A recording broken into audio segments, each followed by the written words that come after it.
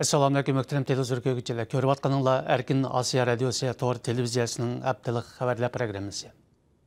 Mazkur programmamizda o'tgan bir hafta jarayonida yuz bergan Uyg'urlarga munosabatlik muhim voqealardan ma'lumot beramiz. Men Erkin.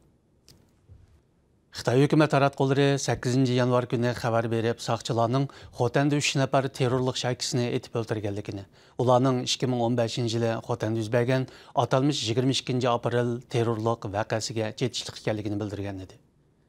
Halbuki Xitoy taratqullari atalmış 22 aprel terrorlik voqeasi haqida hozirga qadar hech qanday xabar bermagan bo'lib, tashqi dunyodan sir tutilgan bu voqea hodisalar muhojiratdagi Uyg'ur faoliyatchilarining diqqatini qo'zg'agan.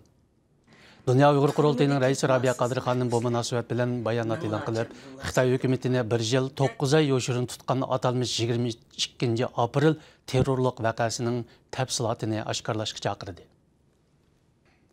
Xitoy hukumati o'tgan oyning 28 kuni yuz bergan Xotan Qarqashdagi Nailik partikumga hujum qilish voqeasidan keyin Uyg'ur elida ba'zi radikal xarakterlik amallik tadbirlarini ilishga boshlagan. Onsu ayısının Onsu Bazire Longchuan Ahalla Komiteti 1. ayının 8. günü uqtırış çıkarıp, ailelerde işiltidigan pichaq türüdeki barlıq tığlıq saymallarga egisinin kimlik numarını oyudiganligini bildirgan. Radyomuzning bu vaqtdagi aniqlashları davomida Onsu ayısidagi saqchilar bilan yerlik aholilar bu belgilimining rostligini dalilladi. Amerika Uyghur Birleşmesining raisi Elshad Hasan apandi buningga inkos qaytirib, Xitoyning rayondagi chekdan oshgan taqib qilish siyosatlarini qattiq tanqid qildi.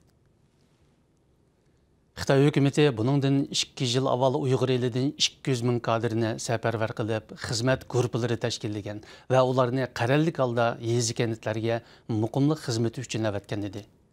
El rayını qo'lga keltirib, elgin naf yetkizish degan chiroyli nom bilan tuvanga avatilgan bu zo'r ko'lamli kadrlar qo'shini o'tgan 2 yilda zodi qandoq masalalarni hal qildi.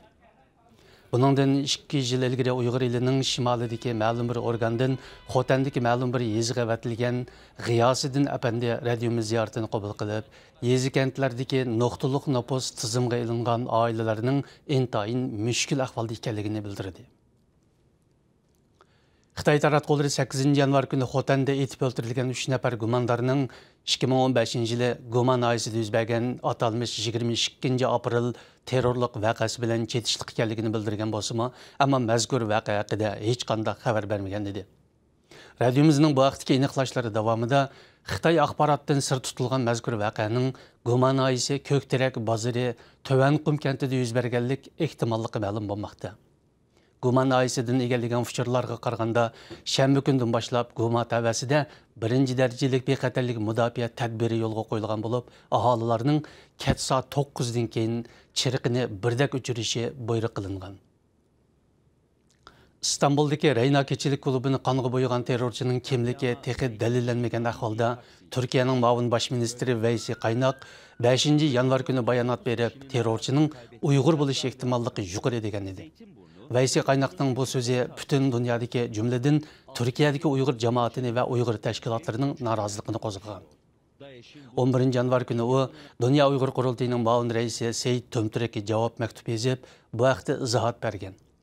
Uyg'ur kuzatuvchilaridan Mehmet To'xtapandi bu haqda inkos qaytirib, Turkiyaning muavin bosh ministri Veysi Qaynoqning 5 yanvardagi bayonoti Uyg'urlarning chet elda tinch yo'llar bilan ilib berayotgan kurishiga ko'langa tushdi dedi. 28 dekabrdagi Qarqash Nailik partikum binosiga hujum qilish voqeasidan keyin Xotan viloyatining vaziyatida favqulodda jiddiyatchilik ko'rilayotganligi ma'lum. Radyomizning Qarqash naisidan ahvol egallashicha voqeadan keyin keng ko'lamda tutqun qilish harakati olib berilib, 200 ga yaqin kishi tutib ketilgan va atrofni ansizlik qoplagan. Ahvoldan xabardor bireylarning radyomizga bildirishicha, Qarqashdagi bu qitimliq cho'ng tutqunda hujum gumondorlari bilan birga ilgari to'shqon ovlashga chiqqan 22 kishining tutib ketilganligi ma'lum bo'ldi. Muhtaram televizor ko'ruvchilar, yuqorida Erkin Asiya Radiosi Tor televiziyasining haftalik xabarlar programmasini ko'rdinglar. Kelar hafta ko'rishguncha omon bo'linglar. Xayr xo'sh.